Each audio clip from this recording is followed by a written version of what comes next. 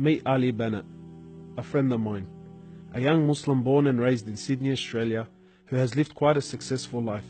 However, it was only recently that his life took a dramatic turn. This is Ali's story. Where are you at now with your life? What's happened to you? At this point in my life, wallah,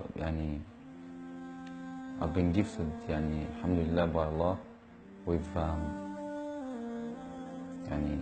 cancer throughout my body, and I've changed my whole life to sort of helping people. Why do you call it a gift, Ali? And alhamdulillah, it's a gift because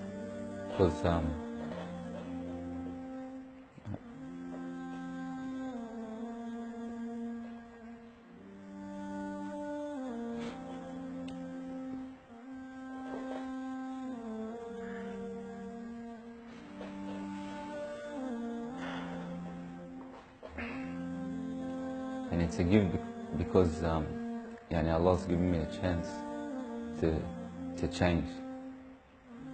What has having cancer, what has it opened your eyes to? SubhanAllah, everything in life, even the smallest gift, like breathing fresh air.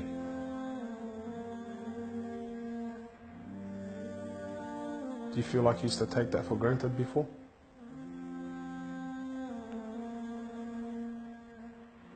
How long have you had cancer? 4 months now. Ali was diagnosed with stage 4 cancer and given only 7 months to live. Upon finding the news, he immediately sold his successful business and was forced to reconsider the lavish lifestyle he was accustomed to. Everything was to change. Ali, what was your reaction when you came to know you had cancer? I got rid of my cars, I got rid of my watches, even my clothes. I took them with me overseas and I gave them to a lot of people up there. So I wanted to try to leave this world without anything. So you were on a mission to get rid of your dunya. It wasn't until Ali invited us into his room that we truly understood the luxurious lifestyle that he was living and the extent of the sacrifice that he was making. What's all this, Ali? Talk to me, explain this. It's a bracelet, costs about $60,000. $60,000. Yeah. What do you have in these boxes, Ali? They're all my shoes, alhamdulillah. Louis Vuitton? All Louis Vuitton. How much is something like this worth, Ali? They're probably about 1,300. How much you pay for that, Ali? About 700. Pounds. For a pair of thongs, yeah. So what's happening with the sunglasses here, Ali? I just like collecting different sunglasses. Yeah? I've got rid of a lot of them. I gave them to a couple of brothers in Africa, alhamdulillah. So you're telling me there's a kid in Africa that's walking around with Louis Vuittons and... Can I try one of these hats on? I've only mentioned them in my talks like 100 times. You can try the red one on. It's limited edition one. Barakallah. What do you reckon else? Sheikh Gucci. Ali's interest in the dunya has left him abruptly and no longer holds a place in his heart. So Ali, what do you feel now, like when you look at this? And driving something like this doesn't really cross my mind anymore. It's not something I would want to do no more. After someone tells you, or you find out that you're sick, or you haven't got much time in this life, wallah, this is the last thing you would want to chase. And this is how we should be living our life every day. Car like this, people would love to be in it, people would love to own, people would love to drive it. Wallah, they're going for the wrong goals. And you realize that when you get sick, when someone tells you you haven't got long to live, you realize all this stuff does not benefit us in any way. So what's the value of this in your heart now?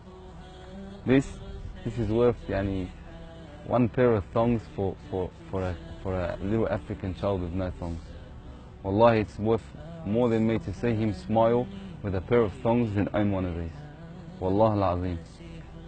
Ali has since dedicated the remainder of his life and wealth to helping those who are far less fortunate than him.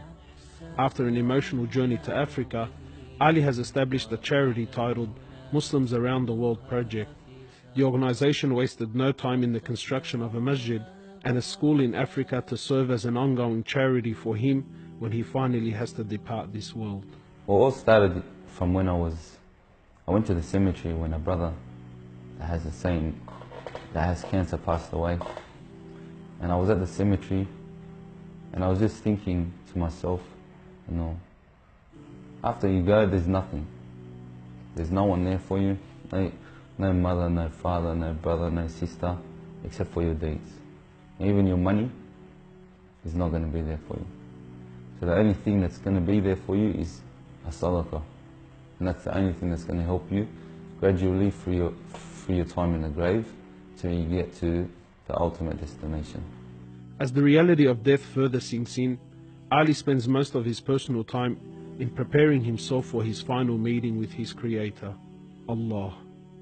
The Prophet of Allah says, sallallahu alaihi wasallam, more or less, he says, he who loves to meet Allah, Allah loves to meet him.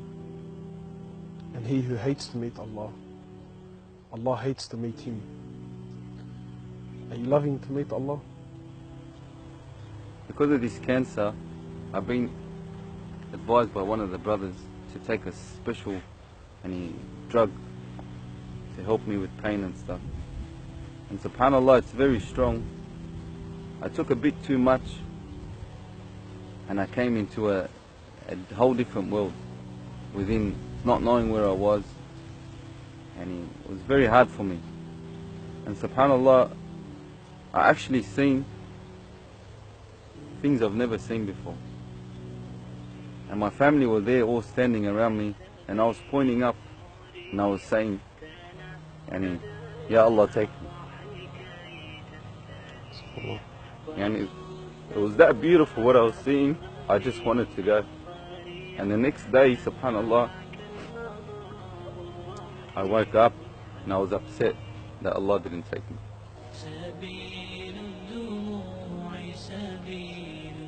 Well, I ask Allah subhanahu wa ta'ala to purify you and to give you shifa, and to keep you around us for a long time. Allah, may Allah subhanahu wa ta'ala reward you.